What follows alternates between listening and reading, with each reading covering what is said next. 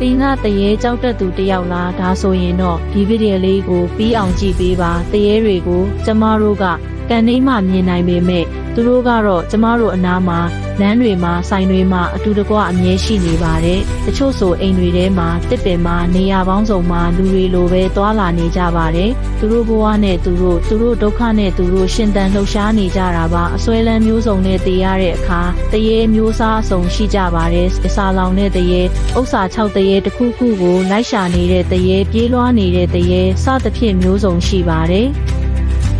ကျမတို့လည်းတည်သွားပြီးတဲ့အခါတရေမဖြစ်ဘူးလို့မပြောနိုင်ပါဘူးလောဘတွေနဲ့အခုလိုခေတ်ကြီးမှာတည်တဲ့အခါနှက်ဖြစ်မယ်လို့ကိုယုံကြည်ပါသလားဒါကြောင့်တရေတွေကိုမကြောက်ပါနဲ့စာနာပါအလှပြုပြီးတိုင်းမြင်အပ်မမြင်အပ်နာနာဘာဝတွေကိုမျှဝေပေးပါအချိန်တန်မှသာဓုခေါ်လို့ရပေမဲ့ကြိုးရမယ့်အချိန်မျှဝေမဲ့သူမရှိရင်လည်းမကျွတ်ပါဘူးနော်ဖျားရှိခိုးပြီးတဲ့အခါတိုင်း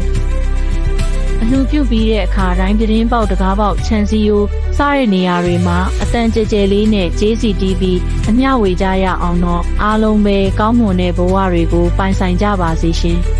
တဲ့အတွက်အကျိုးရှိရဆိုရင် love and share လေးလုပ်ပြီးအကောင်းလေးနှိပ်ပေးခဲ့ပါဗျာ